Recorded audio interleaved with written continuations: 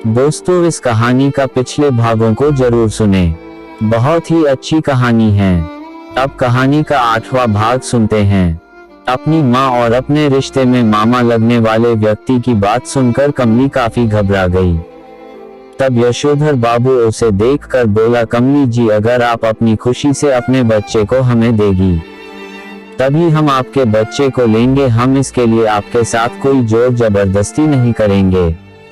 यशोधर बाबू की बात सुनकर कमली ने यशोधर बाबू की तरफ देखा। यशोधर बाबू सज्जन और हंसमुख और मिलनसार स्वभाव के लगभग 28 से 29 साल के व्यक्ति मालूम होते थे। कमली इससे पहले कुछ कहती उसकी माँ बोली, अरे कैसी बात करते हो यशोधर बाबू, कमली को भला इससे क्या आपत्ति हो सकती है। इस बच्चे को आप ले लेंगे तो कमली की सारी परेशानी खत्म हो जाएगी, उसका विवाह भी हो जाएगा और इस बच्चे को भी आपके यहाँ अच्छा जीवन मिल जाएगा। कमली की माँ ने बात संभालते हुए मुस्कुराकर कहा। कमली के रिश्ते में मामा लगने वाले व्यक्ति ने कहा, हाँ कमली जी सही कह रही है। तभी कमली के बापू वहां आ गए। कमली की माँ ने सारी बात उसे बता दी। यह जानकर कमली के बापू यशोधर बाबू से हाथ जोड़कर बोले, यशोधर बाबू, आपकी बड़ी मेहरबानी होगी अगर आप इस बच्चे को गोद ले तो हमारी तो सारी समस्या ही खत्म हो जाएगी। तब यशोधर बाबू उसका हाथ अपने हाथों में लेते हुए बोला, अरे इसमें एहसान की कोई बात नहीं है। एहसान तो आप सब ने मेरे ऊपर किया है। इस बच्चे को मुझे देने का फैसला कर कमली जी, मैं आपका आजीवन आभारी रहूंगा, कभी भी आपका एहसान नहीं भूलूंगा। आपके इस बच्चे की वजह से हमारी बेरंग जीवन में खुशियां आ जाएगी। कमली जी, मैं आपका दुख समझता हूँ। एक माँ अपने जीते जी कभी भी अपने बच्चे को अपने से दूर नहीं कर सकती, लेकिन यह करना आपकी मजबूरी है।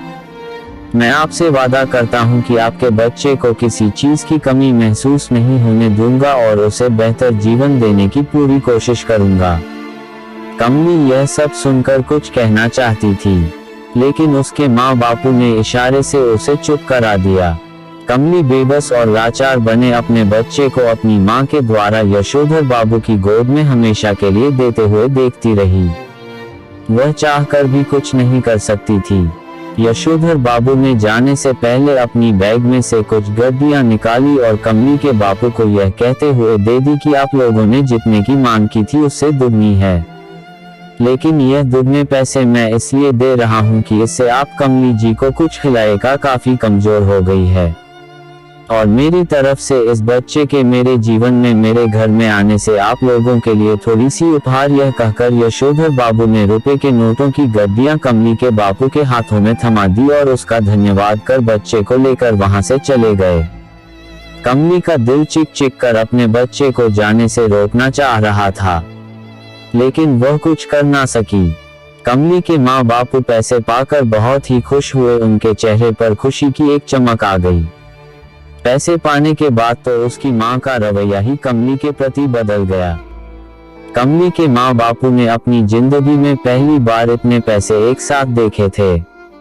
कमली की माँ बापू अब पहले की तरह उसे व्यवहार ना कर प्यार से उससे बोले, चलो बिटिया अब अपने घर चलो, अब देखना हम कैसे तेरा और छुटकी का विवाह बड़ी धूमधाम से करेंगे। कमली अपने माँ बाप का यह रूप देखकर गुस्से में भर उठी। उसे मन ही मन अपने माँ बापू पर गिना रही थी कि उसके माँ बापू ने किसी दुखी परिवार को उनका बच्चा गोद नहीं दिया, बल्कि कुछ पैसों के बदले उसे बेच दिया है। क्योंकि वह जानती थी एक बार बात ही बातों में उसकी नानी ने उससे कहा था कि जब उसका बच्चा पैदा होगा तो उसके माँ बापू उसे किसी ऐसे परिवार को दे देंगे जिसे एक बच्चे की जरूरत होगा। पता उस बच्चे के उस परिवार में जाने से उस बच्चे की जिंदगी के साथ साथ तुम्हारे माँ बापू की जिंदगी भी बदल जाए और उन्हें उस गरीबी से कुछ राहत मिल जाए। उस समय तो कमली कुछ समझ नहीं पाई थी, लेकिन आज उसे सारी बात समझ में आ गई थी। कमली सोचने लगी, तो इसका मतलब पहले से ही यह लोग हमारे बच्चे के पैदा होने से पहले ही उसका सौदा कर चुके थे। नफरत है मुझे ऐसे लोगों पर, इन्हें अपना माँ बाप कहते हुए। वह चिल्ला कर अपने माँ बाप से पूछना चाहती थी कि उन्होंने रुपए के बदले उससे उसका बच्चा छीन लिया है, जी भर कर रोना चाहती थी, लेकिन चाह कर भी वह कुछ ना कर सकी और जहर का घूंट पीकर रह गई। दोस्तों, इस कहानी का अगला भाग कल आएगा, तो आप हमारे चैनल को जरूर सब्सक्राइब कर लें।